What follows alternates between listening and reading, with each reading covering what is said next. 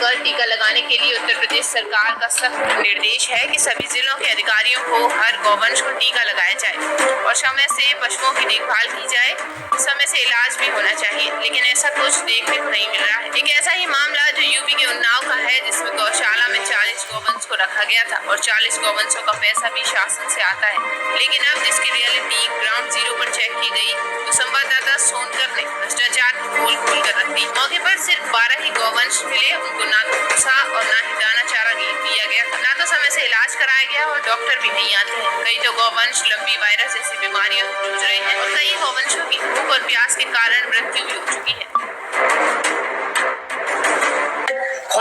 ख्वाजकीपुर में शासन से अस्थायी गौशाला बनवाया गया था। इस गौशाले में शासन से 40 गौवंशों को रखा गया था, लेकिन मैंने जब इसकी रियलिटी ग्राउंड जीरो पे चेक किया तो मौके पर सिर्फ 12 ही गौवंश मिले। 12 गौवंशों को भी भरपेट न तो दाना चारा की कोई व्यवस्था होती है, न तो यहाँ पर कोई समय से डॉक्टर आते हैं। आइए हम कैमरामैन से कहना चाहूंगा कि हमारे दर्शकों को दिखाइए इस गौशाले के अंदर कितनी गौवंश है। चारों तरफ कैमरा घुमा के दिखाइए। इस गौशाले के अंदर सिर्फ मात्र 12 ही गौवंश है। मौके पे ग्राउंड जीरो की रिपोर्ट पे ये तस्वीरों में दिखाना चाहूंगा कि 12 ही गौवंश है। 12 गौवंशों को भी भरपेट ना तो दाना चारा की कोई व्यवस्था होती, ना तो यहाँ पर कोई समय से डॉक्टर आता है, ना तो उनके कोई खाने पीने की उचित व्यवस्था की गई है।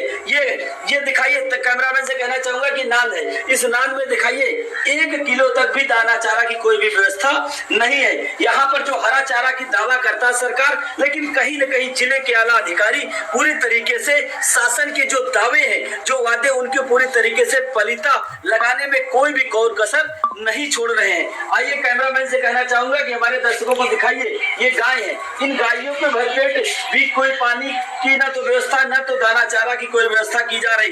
जब इस पूरे मामले को मैंने ग्राम विकास अधिकारी ऋषि गुप्ता से जानने की कोशिश किया तो उन्होंने भी पूरी तरीके से हमें जानकारी नहीं दिया। साफ तौर से बता दिया है कि सदर विधायक पंकज गुप्ता का हमारे ऊपर हाथ है, कोई भी हमारा कुछ नहीं बिगाड़ सकता है। 12 अच्छा, क्या लगता है 12 गायों के लिए भी खाने की कोई व्यवस्था है कि नहीं है?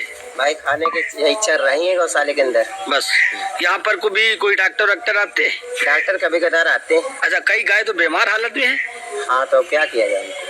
अच्छा, क्या लगता है ये गाय जो बाहर घूम रहे हैं आवारा, तो तुम लोगों की फसल को नष्ट करती है? हाँ, ये तो नष्ट करती है। नष्ट कर रहे हैं। क्या मांग है तुम्हारी?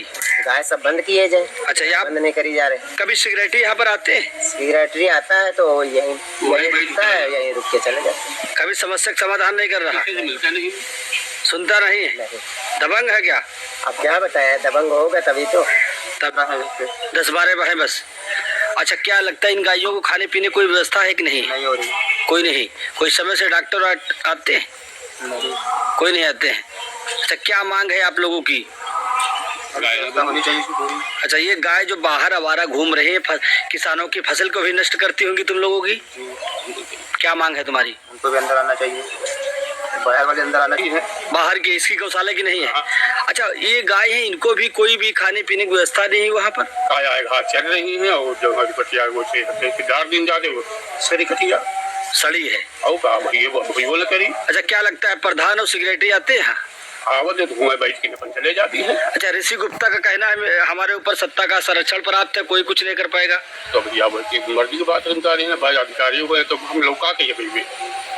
अच्छा, आप लोगों की फसल भी नष्ट होती है? हाँ, नष्ट है, मौके पर दिखा दी जानकारी है पूरी। इसके बाद और ज्यादा नष्ट हुई। अब क्या जोत गए हैं, अब एक चरक बाहर गाड़ी गिरा है।